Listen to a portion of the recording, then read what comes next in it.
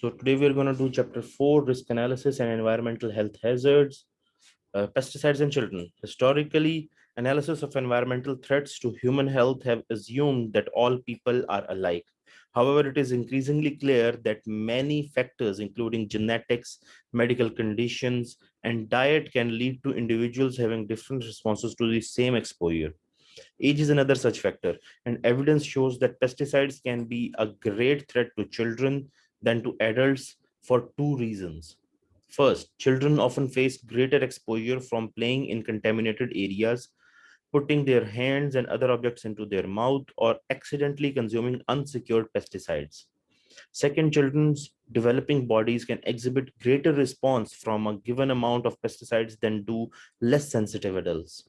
Pesticides are common environmental health threats and they have a range of effects, including cancers and mental or physical disabilities.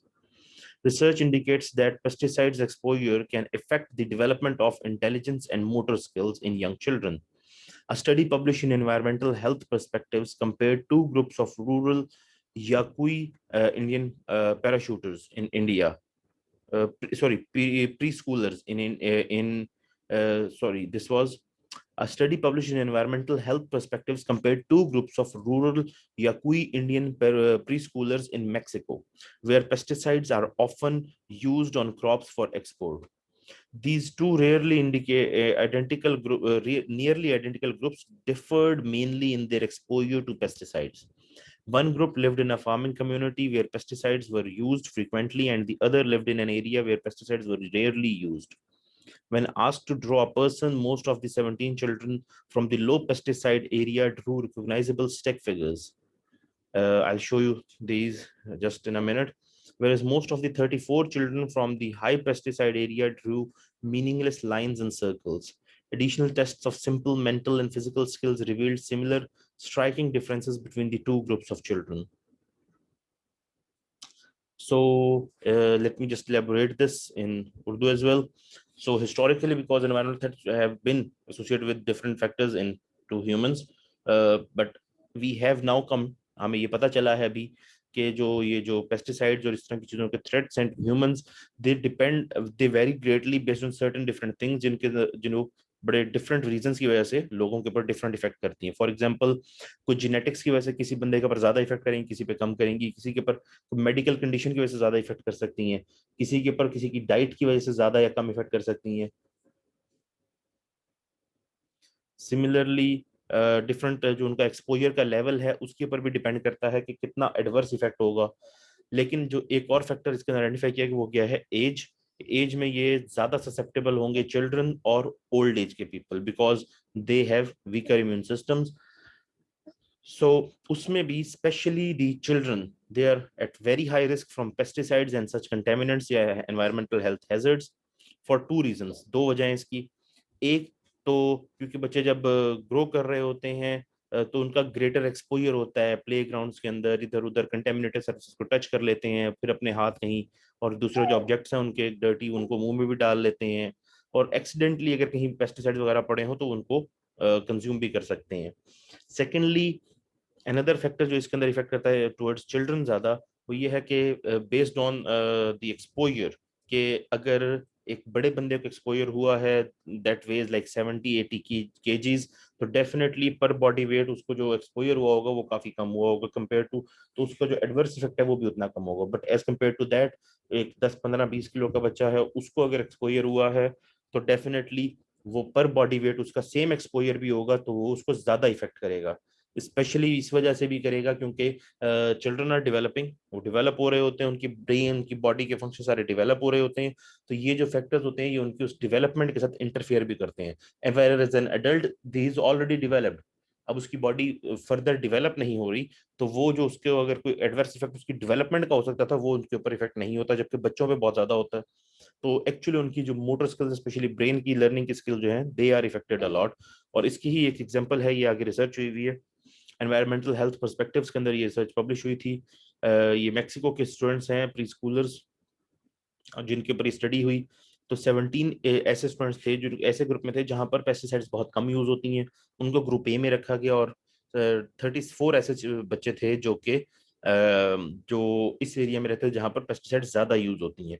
जब इनसे कहा गया कि आप stick figurine बनाए, basically एक इस तरह की इमेज बनाएंगे टू ड्रॉ पर्सन, एक बंदा बनाकर दिखाएंगे एक बंदा किस तरह का होता है।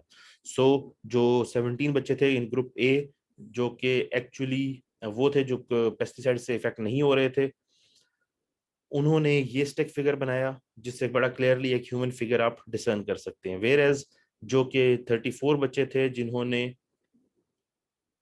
पेस्टिसाइड्स वाले एरिया के अंदर जो रहते थे, उन्होंने जब ड्राइंग्स बनाई तो ये मीनिंगलेस लाइंस उन्होंने बनाई, उनसे किसी से भी वो जो है कि एक ह्यूमन फिगर या एक प्रॉपर फिगर नहीं बन सका।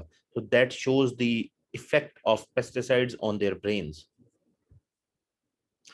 Perspectives on risk. So first of all, let's discuss risk. So any threat to our health, particularly from toxins, chemicals in the environment, makes big news. Okay, many of these stories are more sensational than factual. So अक्सर इस तरह की stories आती रहती हैं, लेकिन इसका मतलब ये भी नहीं है कि हमें इसको इग्नोर कर देना चाहिए और एनवायरमेंटल हेल्थ हैजर्ड्स को हमें टोटली इग्नोर कर दीजिए।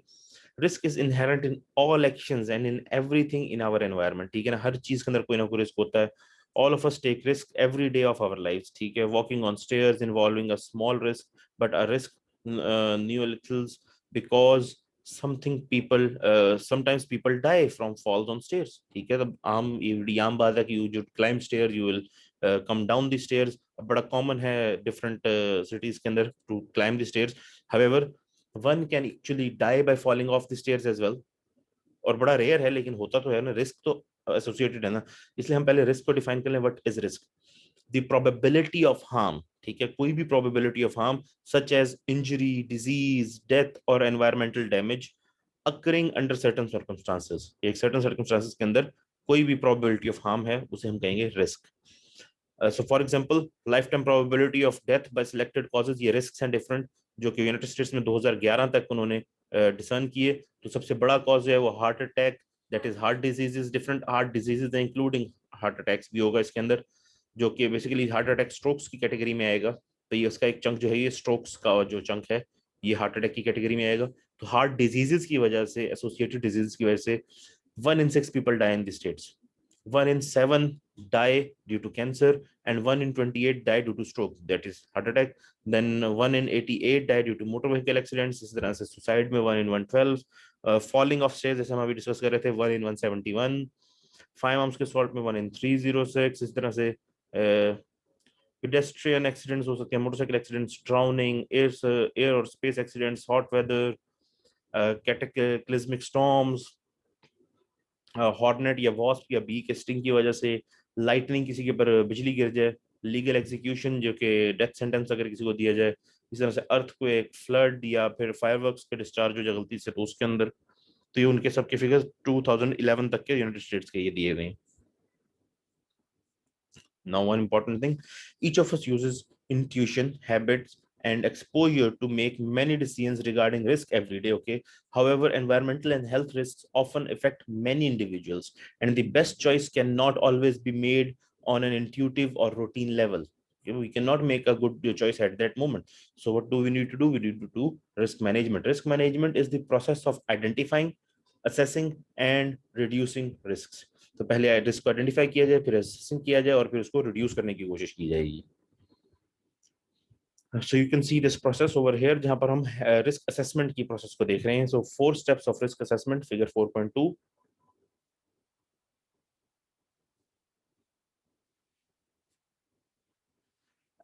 The first thing is hazard identification. Can exposure to a sustainable cause cause adverse effect health effects or such as cancer or brain defects?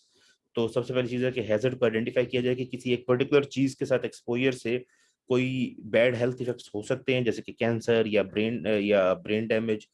कोई इस तरह की चीज हो सकती है कि किसी एक पर्टिकुलर केमिकल से, फॉर एग्जांपल बहुत सारे ऐसे पेस्टिसाइड्स हैं जिसके अंदर न्यूरोटॉक्सिन यूज होते हैं टू किल दी बग्स, लेकिन अब न्यूरोटॉक्सिन्स ह्यूमन ब्रेन्स को भी इफेक्ट करते हैं, तो वो ब्रेन डिफेक्ट्स के फॉर्म के अंदर आ जाएंगे, लर्निंग डिसेबिलिटीज के फॉर्म के अंदर आ जाएंगे। तो ये चीजें पहले आइडेंटिफाई करें कि क्या इस चीज से कोई एडवर्स हेल्थ इफेक्ट हो सकता है ह्यूमंस को।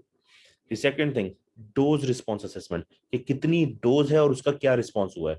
कि थोड़ी डोज से क्या हुआ, ज्यादा डोज से क्या हुआ, what is the relationship between the amount of exposure dose and the severity of the adverse health effects. Very low dose may have no effect or delayed effect, while higher doses may have delayed effect, immediate effect और both. तो कम dose है उसके अंदर हो सकता है कि कोई इफेक्ट भी ना हो, कोई फर्क भी ना पता चले, हो सकता है कि लेट जाके रिस्पॉन्स आए क्योंकि वो बॉडी में टॉक्सिन्स एक्यूमुलेट हो रही हैं। ये भी हो सकता है कि जी हाई हाई डोज है, तो उसके केस के अंदर ये भी हो सकता है कि डिलेड इफेक्ट आए, अभी इफेक्ट ना आए बाद में, या फिर फॉरन इफेक्ट आ जाए, या फिर ये भी हो सकता है कि दोनों हो जाए, फॉरन भी कोई इफेक्ट नजर आए और कुछ डिलेड इफेक्ट्स भी आए बाद में। Moving on the third step is exposure assessment, कि कितना एक्सपोजर हो रहा है, किस तरह का एक्सपोजर हो रहा है। दैट मीन्स कि how much, how long and how often are individuals exposed to the substance in question. Exposure assessment requires understanding where people live, what they eat और drink, as well as how different substances travel in the air, water and food. कि लोग कहाँ रहते हैं, वो कैसे क्या खाते पीते हैं, और फिर जो सब्सटेंस है जिसकी हम बात कर रहे हैं, जिसका हम कह रहे हैं कि इससे एक्सपोजर खराब हो सकता है, हेल्थ को डैमेज कर सकता है, वो किस तरह ट्रेवल करता है, एयर में, वाटर में, फूड में किस तरह पहुंचता है। एंड लास्टली रिस्क असेसमेंट के अंदर हम जो काम करेंगे वो होगा रिस्क कैरेक्टराइजेशन, के रिस्क को किस कैटेगरी के अंदर हम कैरेक्टराइज कर सकते हैं। Information about dose response and exposure is combined to provide a detailed description of the likelihood and extent of adverse health effects. Risk characterization indicates that maximum Mexican Americans, who make up a disproportionate fraction of agricultural workers in the United States, are at higher risk from pesticides than are other groups. Okay? For example, if you see this,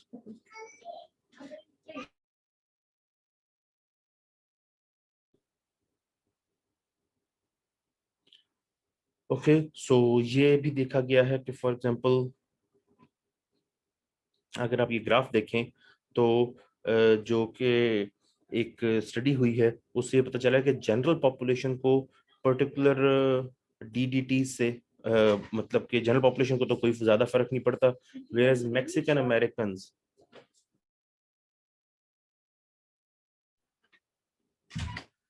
तो general population को उससे कोई फर्क नहीं पड़ता, whereas Mexican American जो कि America के अंदर फील्ड्स में काम कर रहे हैं ज्यादातर, तो उनको ज्यादा फर्क पड़ता है इससे कम्पेयर टू, अगेन जेनेटिक्स भी हो सकते हैं।